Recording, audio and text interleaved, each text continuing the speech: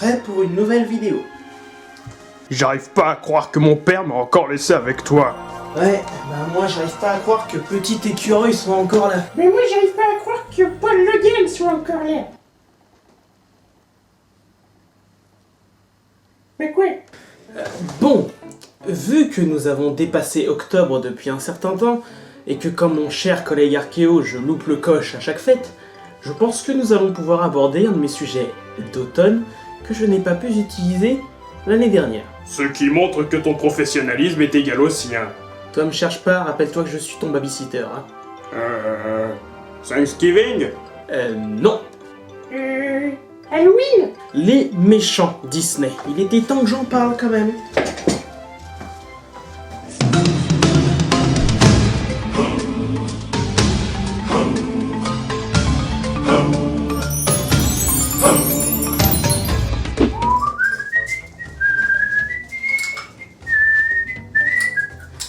Salut mes petits Disneyens, c'est moi, l'agent Disney, Fantasmique.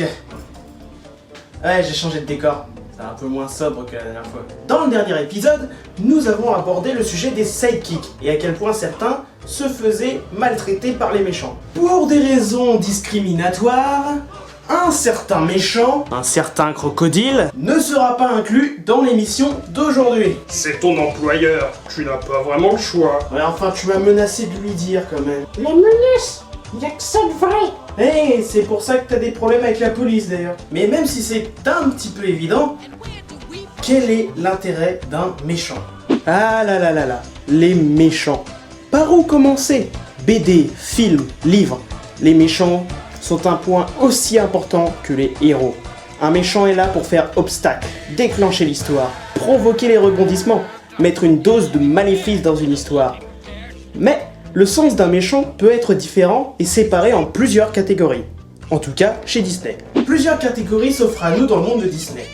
Les méchants maléfiques, les méchants avec raison et les méchants spoilers. Je vais aborder point par point ces trois catégories. Pour la dernière, je vous préviens, ça va vraiment spoiler. Bon, sachant que si vous avez toujours pas vu ces films, c'est que vous n'avez pas envie de les voir à la base. Tu nous les as déjà spoilés allègrement. Je te dis pas merci d'ailleurs. Oui bah, vous n'aviez qu'à patienter pendant que j'écrivais, au lieu de vouloir lire à tout prix. Je casserai ta baguette dans la nuit. Zootopie quoi. Zootopie. Je l'avais pas encore vu. Donc, tout d'abord, les méchants avec raison. Les méchants avec raison n'ont pas toujours une bonne raison d'être ce qu'ils sont, mais dans un sens, ils sont compréhensibles dans leur vilainie. Je dis bien dans un sens. Hein. Nous avons par exemple l'homme au chapeau melon dans Bienvenue chez les Robinson. Oh là là là là. V'là le film dont personne se souvient. Oui bon, on va pas parler Reine des Neiges et Star Wars à chaque épisode non plus. Hein. On n'a pas encore parlé de Star Wars. Kylo Ren Aura droit à son propre épisode, mais pas pour l'instant. L'homme au chapeau melon est un méchant méconnu d'un film méconnu, qui mériterait d'avoir un petit peu plus de succès, mais bon, je peux comprendre pourquoi il est un peu boudé par le public et par certains fans. Mais l'homme au chapeau melon est un des seuls méchants Disney à avoir une véritable bonne raison. Bien que en soi ses intentions ne soient pas si mauvaises au départ, on lui a volé son futur. N'importe qui deviendrait cinglé dans ce cas-là. Moi en particulier. C'est clair. Tu es mal placé pour parler, hein. Les chiens chassent les écureuils, je chasse les chiens, et c'est l'heure de la chasse. D'accord. Côté méchant avec raison, nous avons aussi Maléfique. Eh oui, Maléfique a de bonnes raisons d'être comme elle est. Attends. Presque détruire un royaume entier? Tu vas me dire qu'elle a de bonnes raisons. C'est tout à fait normal.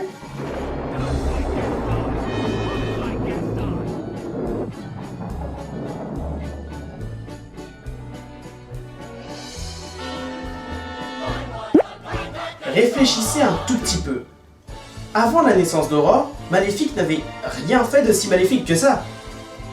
Et en soi, elle a toujours été victime du rejet du royaume. Donc, dans un sens, j'aurais fait pareil, franchement. On m'invite pas à la naissance de la princesse du royaume, juste parce que j'ai la peau verte. Donc, en gros, si le roi avait envoyé une invitation... Ouais, rien de tout cela ne serait arrivé. Père de l'année. Dans le genre méchant avec raison, nous avons aussi le Capitaine Crochet. Attention à ce que tu vas dire. Je n'aborderai pas un certain crocodile. Comme vous pouvez le voir dans une vidéo de mon confrère Professeur Archéo, juste ici, clic, Crochet a été obligé de créer Peter Pan. Donc sa haine envers lui, après avoir eu sa main coupée, est légitime. Il l'a pratiquement élevé. Mais au lieu des mots, voici une vidéo tournée en caméra cachée d'une interview que j'ai passée avec Capitaine Crochet lors de son tournage sur Peter Pan. Voici pour vous.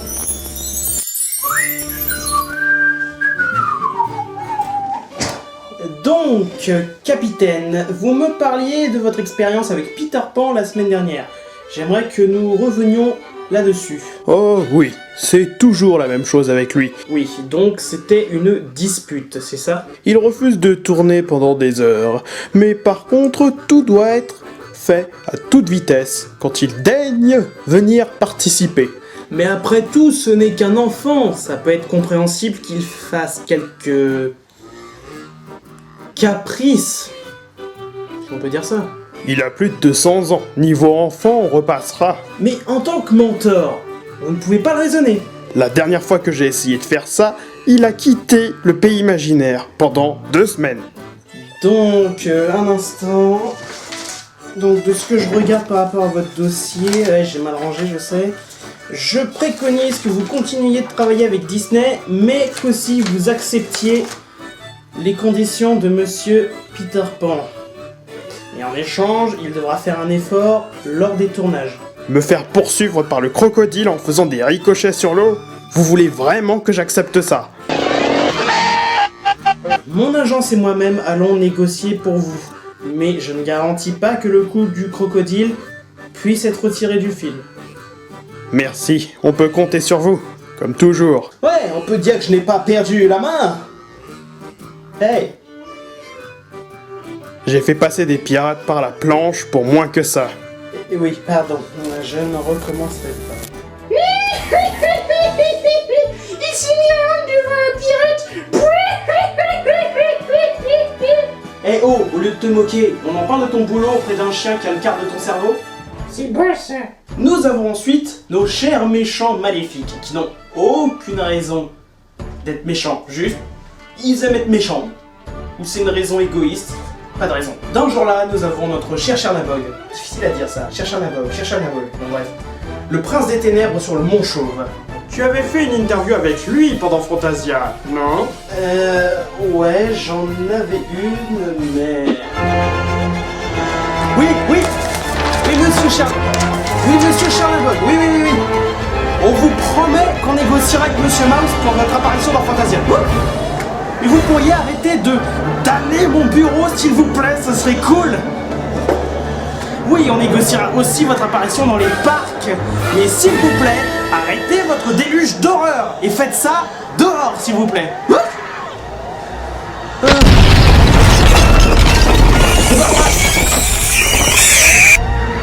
Nous avons ensuite Ratigan. Qui ça? Ratigan. La souris? Non, le rat. Non, je vois pas. Oh, bref, un méchant venant du très bon Basile, détective privé. Et oui, pour les gens qui se disent fans Disney alors qu'ils ne connaissent pas la moitié du catalogue, il n'y a pas juste Aladdin, la Reine des Neiges ou alors le Roi Lion dans le catalogue Disney. Il y a plein de films comme Oliver et compagnie, comme Non, pas Tara, non. Roxy Rookie.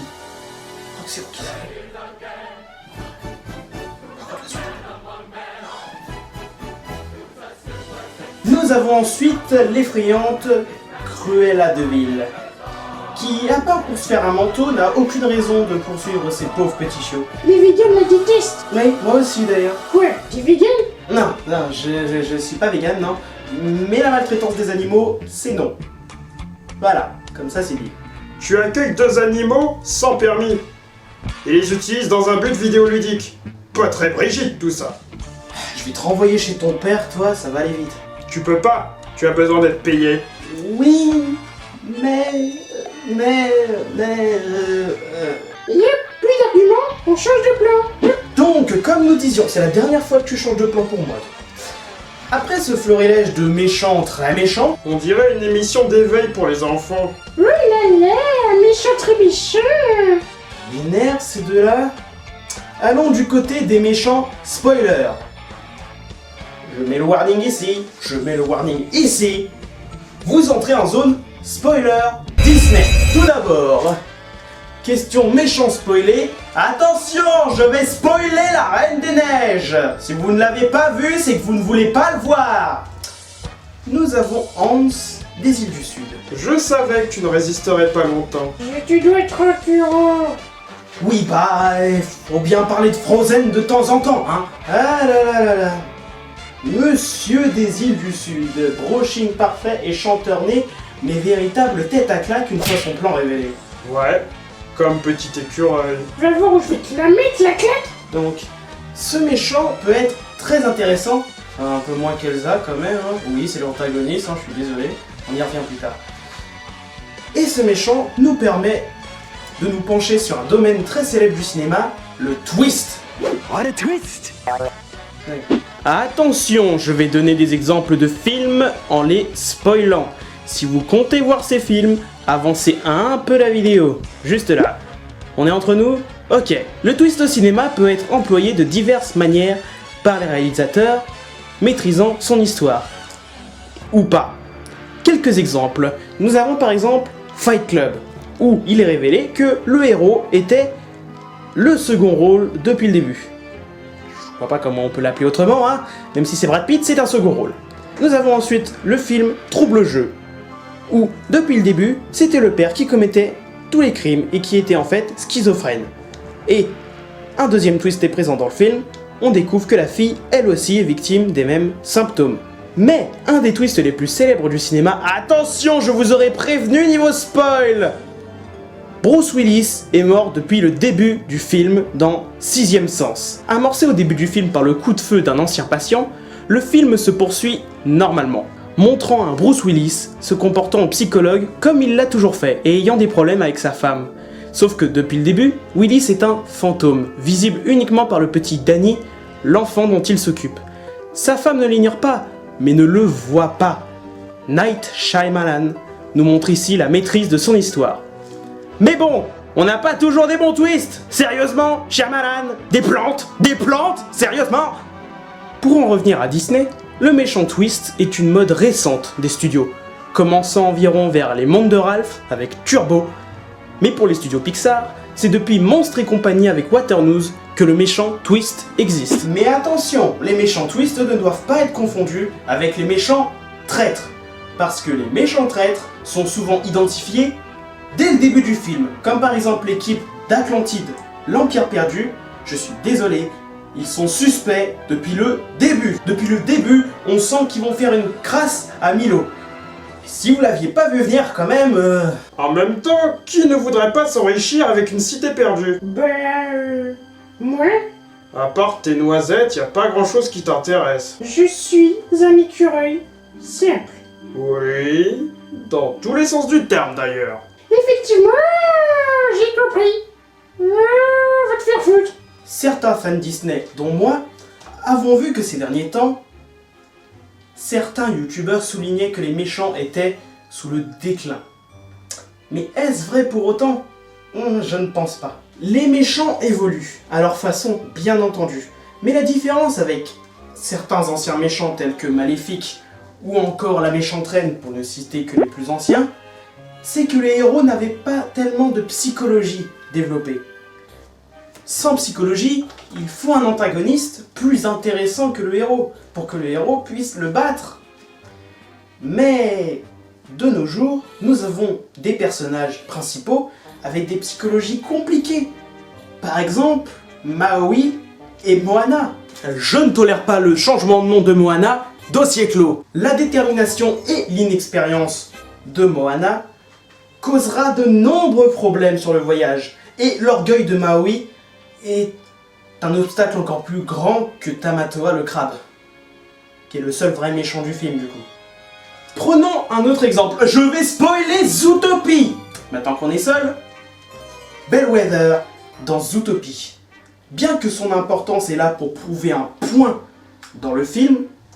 le racisme naissant et le fait que les petites classes essayent de vaincre les grands prédateurs, je peux vous dire que si Bellwether n'avait pas été le méchant du film, voire qu'il n'y aurait pas eu de méchant, et bah ça aurait marché quand même. Bien que ce soit les personnages principaux, le cœur du film n'est pas Judy et Nick, c'est la ville géante, créée entièrement par ordinateur. Certes, l'enquête policière est principale, mais l'antagoniste principal n'est pas Bellwether aux premiers abords. C'est la ville et sa population. Discrimination entre espèces, racisme, toute la ville est un ennemi géant pour Judy qui ne cherche finalement qu'à être une bonne policière. Là où Nick s'est tellement intégré dans cette ville structurée, discriminatoire et raciste, qu'il en est devenu un obstacle à son propre objectif, et encore plus à l'objectif de Judy. Donc, vers où vont les méchants Disney? Je ne sais pas. Comme chaque année, Disney arrive à nous surprendre avec de nombreux méchants. Dernièrement, je vais spoiler Coco! Promis, j'arrête de faire ça. Dans Coco, Ernesto de la Cruz est un méchant de dernière minute. Mais pourtant, il est un antagoniste depuis le début. Eh oui, vous l'aviez pas vu ça. Car au moment où Miguel commence à vouloir devenir vraiment magicien, c'est Ernesto qui le pousse à aller toujours plus loin. Dans un sens, c'est très bien. Mais qu'est-ce qui cause tout ça? Le vol de la guitare. Le vol de la guitare cause l'arrivée de Miguel dans le pays des morts et causera de nombreux ennuis. Mais dans un sens, ça règle un peu les choses. Mais dans un autre sens, si Miguel n'était pas tombé sur Ernesto, c'est pas impossible qu'il n'aurait jamais tenté la musique et que du coup, Ouais, je vais pas trop révéler le twist non plus, peut-être que des gens n'ont pas vu le film, mais... Il n'aurait pas sauvé certaines personnes, clin d'œil. Et donc Ernesto est la cause de tout ça, même au moment où Miguel ne l'avait pas encore croisé. Je sais, c'est de l'analyse cinématographique, hein. Je fais ce que je veux, hein, c'est ma chaîne. Et puis si vous aimez pas, vous... Et donc, nous pouvons dire que Disney nous surprendra toujours avec des héros et méchants bien écrits, bien développés, car nous sommes loin du mauvais âge de Disney avec ce genre de truc, ou ce genre de truc. Et j'interviewerai avec plaisir ces méchants, spoilés, maléfiques ou avec raison. Personne n'a jamais tenu tête à Gaston. Pour qui se prend cette petite dinde? Ce qui est sûr, c'est que personne me pompe l'air comme Gaston. Si tu n'es pas avec nous, tu es contre nous. Je n'ai pas toujours été gentil et sincère. J'ai vraiment mérité le nom Oui, de sorcière. mais ceci n'explique pas la transformation de votre réalisateur en poisson et la damnation de toute sa famille, Madame Ursula. Waouh, c'était un peu plus long et informatif que la dernière fois. Oui, effectivement, on s'éloigne un petit peu plus du concept de base, car montrer les interviews, ça s'avère plus compliqué que je le pensais. Et en plus, certains personnages Disney tiennent à leur anonymat. Donc j'ai décidé qu'une seule interview serait diffusée quand les épisodes permettront d'avoir des interviews diffusées. Les 2 épisodes qui arrivent seront sur les parcs Disney. Et donc du coup, aucune interview ne sera à faire, car je parle d'un sujet un peu plus général. Et donc, je n'ai pas eu de personnage à interviewer. Et j'ai pas vraiment le temps d'interviewer soit Mickey, soit Minnie, ils ont jamais le temps dans les parcs. Tu n'as pas parlé de descendants. Cette chose ne devrait pas exister. Oui, je suis d'accord. Descendant. Comme vous l'avez vu, j'ai un petit peu remanié le concept en enlevant beaucoup des parties interview parce que, comme certaines personnes l'ont souligné, il y avait un petit problème de rythme quand même. Et donc j'ai décidé de mettre une seule interview, mais seulement quand c'était dans le sujet. Pour le prochain épisode, enfin les 2 prochains épisodes, nous allons nous concentrer sur les parcs Disney. Et donc, ce sera un petit peu plus informatif et un peu moins dans l'univers fictionnel. Enfin, fictionnel pour vous, moi c'est la réalité. Mais cette fois-ci, nous allons plus nous attarder sur les parcs Disney, leur histoire, ou encore mes avis sur différents mauvais et bons points de certains parcs Disney. Surtout Disneyland Paris pour le coup. Mais en attendant, jusqu'à la prochaine fois, l'agent peut conclure sa séance. A plus tard.